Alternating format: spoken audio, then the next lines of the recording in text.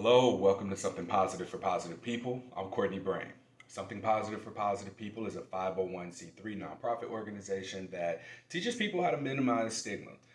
That's probably the most simple way to put it. Of course, like we have a variety of ways of doing so. One of the ways is with this podcast, which is where people who typically are navigating herpes stigma will be able to come and hear the experiences of other people who are navigating this diagnosis in a way that might be supportive and healing to them, giving them a little bit of a framework for uh, managing their emotional symptoms, stigma, mental health, all of that, if you put it all together as well. I am settled in. I'm in my apartment now. If you're watching this on video, you'll see that there's just this off-white wall behind me. It's because I'm putting the space together. I want it to feel like home. I want for it to be consistent. I got this new chair. Y'all see that gray has been my color for the most part, but I'm lately leaning into this sort of mint green. Like my kitchen is all mint green. My mat's green. It's not mint though. But yeah, I'm finally settled in. This episode, I want to just give y'all transparency. It's not going to be anything that's really like herpes focused. I want to just share here's a life update because now I'm here and I'm able to be present with this and just share what's happening. Over the last 7 years, since 2017, I've been interviewing people who have herpes about their experiences having herpes. And part of me has always felt like maybe I'm perpetuating stigma by giving people an anonymous platform to talk about this. But then on the other end, it's like if they didn't have this, how would they share their stories? How would we hear people's stories if there weren't a platform like this that existed for people to share vulnerably the experiences that they're having, the good, the bad, the ugly, the shameful, the shameless experiences, if something positive for positive people didn't exist?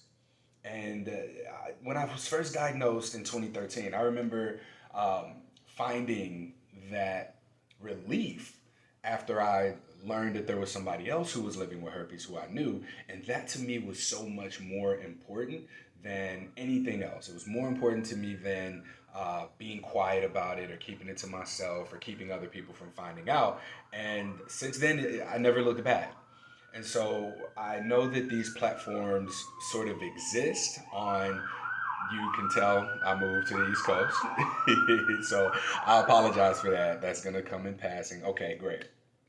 But what I have learned is just that over time, community support in that sense has been so useful, but it can also be very unuseful, right? So, on one hand, we have the support groups where you come in, you ask your questions, you're directed to resources, you get the information that you need, and you feel that sort of lightness after sharing your experience and having it reflected back to you in a way that feels validating to your identity. On the other hand of that, you have sort of this trauma bonding and even competitiveness in it where people are one upping your negative experiences. Well, oh yeah, you got herpes. Well, at least you didn't dot dot dot, right? And so these support resources they're out there. They're very tricky to come across. They're hard to identify when they're good for you and when they're not good for you. So I that's something that I was mindful of as I created something positive for positive people and as it sort of evolved. And I've tried to make a support group and make this be a space that gave people the thing that I think they needed. And it wasn't successful. It just hasn't been successful. And I'm not gonna sit up here and like name reasons that I think it might have been unsuccessful, but the main point of this and me saying this is that it's not what people have told me that they needed. There was a period of time where I went on hiatus from the podcast for a while to focus on the conference, to focus on the survey, to focus on applying for grants. And I was creating all this other stuff. I brought yoga, the support groups, I took them away because people weren't coming. And then I also try to give more to memberships because people would donate, people would sign up, and I'd feel like I wasn't giving them enough. I want for people to have access to the resources, especially the ones that people find to be healing for them throughout their herpes diagnosis. And I also, want to give something to the members, right? But there hasn't really been anything that I felt that I could give to people who are donating regularly that didn't take away from that didn't take away from the people having, overall general access to it. So what I started to do is just offer those yoga classes. I've offered more personalized one-on-one support, and I've just done a lot of things over the years that have gotten us to where we are now, right? And part of running a business, I'm learning, is being adaptable, or being able to respond to not just the successes but also the failures, right? I don't think that we really take into account how valuable failure is. And I will be the first to tell you, like, I failed at the offering yoga classes. I failed at the offering support groups. I failed at pursuing grants. It is all of these things accumulated. And I failed at making the decision to put the podcast on pause so that I can do those things and focus on those things. And the reality is, as I took that break, I heard from people who listened to the podcast and they were like, "Hey, you haven't had a podcast episode out in a while. What's up?" Like, it's disappointing. And to receive that and hear that, it made me realize, like, oh, people don't really want, or people aren't showing me that they want the yoga classes. People aren't showing me that they want the community support. But the thing that people want is the thing that I decided to put on pause and try and find out and offer what I think they want. And that's not how this works. It's not how business works. It's not how this advocacy works either. And I want to say this now because I feel like if I were listening to this, I would think that I was quitting or about to stop doing this. And that's not the case at all. But what I am doing is sort of trimming the fat and making something positive for positive people significantly more lean. I have a board meeting next Friday on June 21st with my board members. We have two new board members on deck: Dr. Amber Sophis, who specializes in HIV research. I don't want to say that. She's a public health, and she has her master's in public health, and I know that some of the work that she's doing right now is HIV research. And this sort of supports something positive for positive people because of the STI Black people interconnectedness.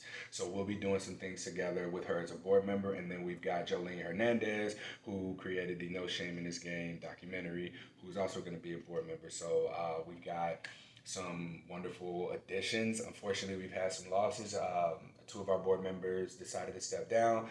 They just had like a lot of great things that were happening for them outside that required their prioritization, outside of the organization. So I'm super supportive to them. I want to thank them for having been here as long as they have and supporting the organization's growth. But we're making this shift, and this is a very big adjustment for us to lean out, because it's always been pointed out to me that I am doing too much, and so much of what I'm doing is really trying to tweak and identify what something positive for positive people is, what's most impactful, and how can we make this sustainable, right? So fortunately, we just got a couple of grant opportunities. We received $10,000 to run this simulation program for health providers to get them to practice taking a sexual history, delivering a diagnosis, speaking to patient actors, and then getting real feedback, not just about how they did and as far as finding out what was wrong and getting it right, but how they made the patient feel, what that patient experience is like. Because far too often I do hear from people who are diagnosed with herpes how poorly their healthcare provider delivered their diagnosis, or the terrible experiences that they've had. I hear more about people's negative experiences than positive ones, and I know they can't be all terrible, but these are also things that, if as a healthcare practitioner you don't know, that you don't know. And how often do we even have time for patients to share with us how they feel? How often do we even have patients who feel like they can share what it was like to be our patients, right? I'm talking like I got my medical license. I know I did not mean to do that, y'all. I'm not a licensed mental health professional. I'm not a medical professional. I'm just someone who is presenting the information. I myself have been lately identifying as a yoga practitioner with an emphasis on emotional wellness. Particularly, I want to more consistently work with men and offer some sort of accountability programs to support men in connecting more. I don't like how that sounds, but in recognizing emotional maturity and maturing emotionally. That's what I want to do. I want to help men mature emotionally. And part of that is because so many of the conversations that I have, one with men, a lot of it seems to be emotional ignorance, avoidance, or immaturity. It's one of those three things, right? And when I talk to women about their relationships that might have led to their diagnosis or relationships that they're getting into or talking about their sexual health status, it comes down to the men that they date being either emotionally ignorant, avoidant, or immature. So I want to address those three things. I want to address the emotional ignorance, immaturity, and avoidance. Those are the three things that I believe that my work can really help. And I tried to force so many things into something positive for positive people when really it just needs to be the podcast and it needs to be the research that comes from the podcast and then the education for health providers or putting the information out there in a way that the community can get it and then the healthcare practitioners can get it. So since our conference on May 23rd, which was a hit, it was amazing. It was the first one that I've ever done. We had 120 people register. At most, we had 93 participants who were at the conference. Like that was the most people we had, and then the least that we had was 69 people who were there for the keynote, which was me delivering the latest herpes stigma statistics. This is available if you want to see that at www.spfpp.org/conferences. Now this ain't available for free, so hey, listen, we put a lot of work into that, so you're gonna have to pay for it if you want that information, all right? And then at some point, we'll be able to start providing workshops and trainings to present and make that information accessible to the people who are also invested in it. And what else did I want to say about that? Yeah, just stripping away some of the things in something positive for positive people. That's probably the most important thing that I talk about today is that oftentimes, so I offer donation-based one-on-one support calls. These are donation-based. I can't tell you how many people, I'll have the call, people won't make a donation, they'll swear they will, or they say they'll leave a review. And I mean, that's really what I've been asking for. Like, the reviews and the testimonials are more valuable to me than anything else. Well, I shouldn't say that because the donations are valuable, but those are the two things that I really ask people for. I ask for a testimonial, I ask for a donation. And with the donation-based support calls, like I got to a point where I had to start asking people to make a donation first. It doesn't matter how much it is, if it's $1, if it's $20, if it's $200. I had somebody give $500 one time, and this was somebody who they didn't really know what they were going to get out of it, but they know that they needed it, and that person got the same level of quality support as anybody who would have given nothing before then. And that's just how I carry myself. That's how I try and show up, is to offer people the best damn support call that they'll be able to get from somebody, especially when they're so willing to take that time and make that big step of investing in their emotional wellness, because that's what this is. I say sexual health is mental health, but also there's this huge emotional component that overlaps with it that I don't believe people have the tools and the resources and know-how to really dive into. We get a herpes diagnosis and it's like, oh my God, I have these bumps. Nobody's going to want to be with me. Physical symptoms, physical symptoms, physical symptoms. How do I keep myself from giving this to somebody? And we even go from the physical symptoms to starting to worry more about how this is going to impact other people than we do ourselves, or look at what happened to us around the diagnosis. What's happening to us internally when it comes to this diagnosis. When we even think about this, when we get activated, when we get triggered, when we get imbalanced, right, in our emotional state, we don't even know. And I'll tell you, y'all, I'm guilty of this too. For the last 7 years, my prioritization has been on y'all navigating y'all's herpes diagnosis. Yeah, for the last 7 years. And even before that, I was diagnosed in 2013. So it's been 11 years now that I've had herpes. And it took until I got into therapy before we even started looking at my relationship with it. But I get into this space of herpes education advocacy. I'm not a herpes advocate. I'm not advocating for people to get herpes. I am a herpes education advocate if you're going to go down that road. I want people to be more informed about herpes stigma than anything else because of the psychological and emotional harm that happens and the behavior change that happens when a person does get this diagnosis, because that's real and it's something that just isn't spoken on. We don't have anything about this. We don't have any of the resources. We don't have the tools to support people who are navigating this diagnosis. We just don't. And so in these donation based calls, what happens is it goes from someone asking, how do I tell somebody I have herpes, right? Because that's like one of the number one questions I get. How do I disclose? And it's not something that's as simple as me saying, here's what you say. No, it's not. And in fact, we have a 1 hour workshop on the website that you would have to go to the offerings page, spfpp.org/offerings, and you'll be able to see that workshop and you can purchase that for rent.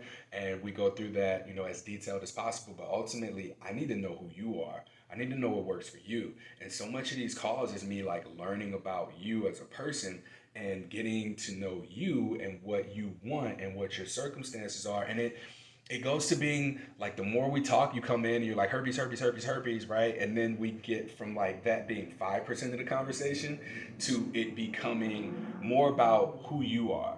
What do you want? And it turns into sort of this coaching call, if you will, or therapy. A lot of people say that I've done more for them than their therapist that they've been working with for however long. I've heard my therapist hasn't even asked me that question several times, more times than I can count at this point. And some of these topics are very heavy. They're very, very heavy. They're emotionally heavy, not, for me because I'm used to it, but for the person who's, finally saying a thing for the first time. And I've even had podcast guests, where they've gotten choked up in episodes because no one's asked them this question. No one's given them permission to speak to this challenging thing for themselves. And so that being something way more than what's expected when people come here for these donation based calls, I have to look out for both you as well as myself by limiting the time that we have available, right? So I think that 30 minutes for our donation based one-on-one calls for herpes support, they stay there. It's donation based. We will talk about what you want to talk about in regards to that. But for anything further than that, when we start getting into traumas and we start getting into the things that I'm going to probably say, hey, maybe you should talk to your therapist about that. I can offer the emotional support resources, but I have to do that elsewhere because the nonprofit itself, that's not what this organization does.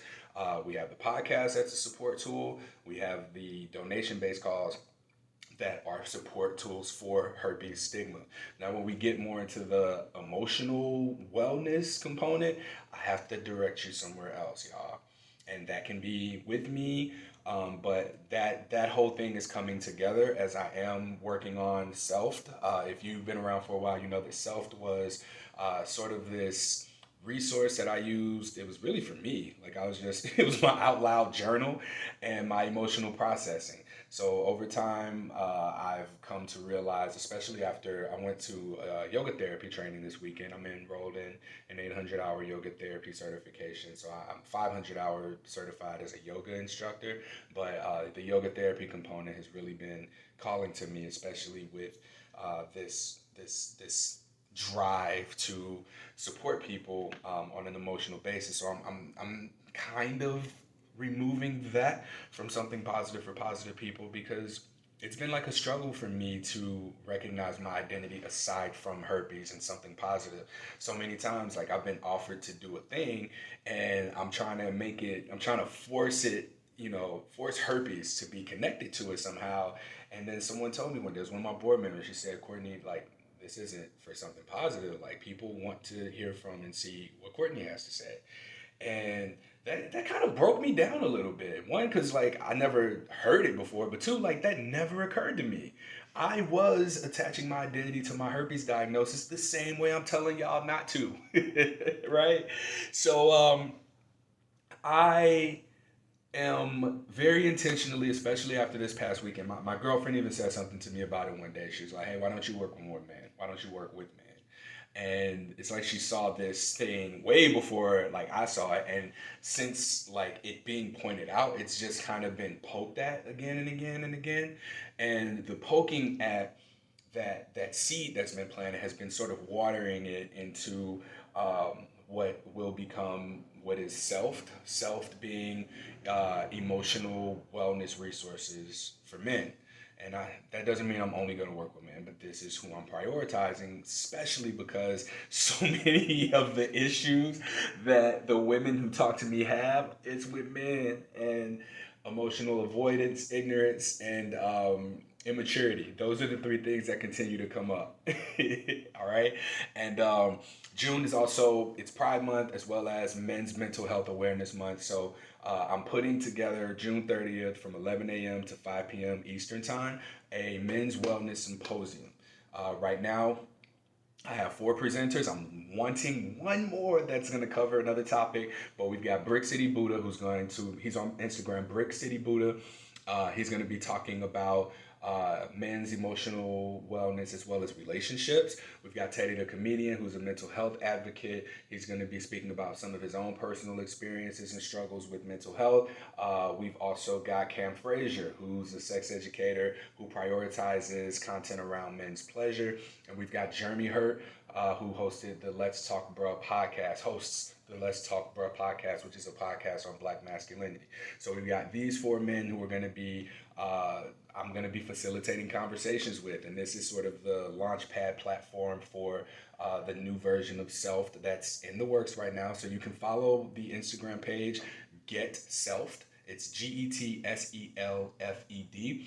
And as we start to get some of the branding materials in, that's where I'll be posting my emotional wellness resources for men on that page. And then I'll be utilizing I'm a yoga therapist in training, so I'll be utilizing a lot of that to support men too. But this symposium, it's virtual. Right now, early bird tickets are on sale for $35. You can go to spfpp.org/events, and then you will see it there. You can register for it. We're looking for sponsors. If anybody knows someone who supports these types of programs, we're going to donate 20% of the ticket sales to two organizations right now.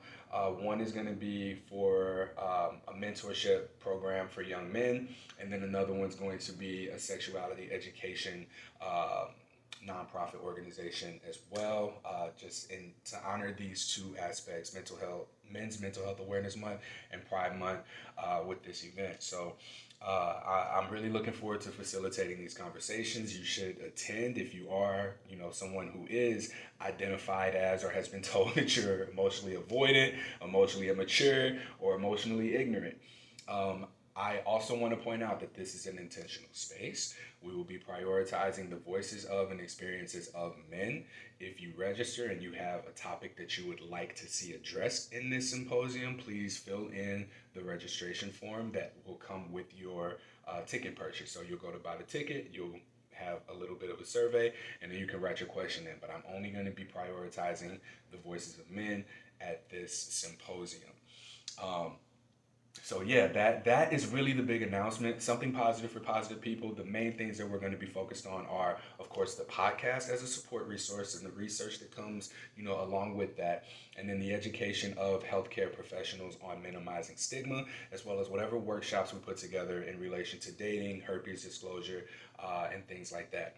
And then I'm I'm removing the yoga into its own thing. I mean, we can offer like yoga for herpes. That's going to stay there. The Letting Go series for yoga classes, that's going to be available for members. And if you are a member, you get access to be able to connect with me for your questions in relation to navigating herpes stigma as well. So you can visit the membership tab in order to sign up for that. But Self is going to be where a lot of the additional resources will be. So if you want something like coaching calls, if you want the yoga, I'm going to be utilizing my yoga practitioner training and skills to facilitate support and involved with emotional wellness. All right. So that concludes this episode. Please, if you haven't already, leave a review. You can visit www.spfpp.org for more. And then as Self becomes a thing, I'll be sharing more of that. But you can follow Get Selfed on Instagram. And yeah, we'll be rebranding and making a few adjustments so that this is more visible and people understand what something positive for positive people is. And I hope to see you at the Men's Wellness Symposium. And that's June 30th. Thank you.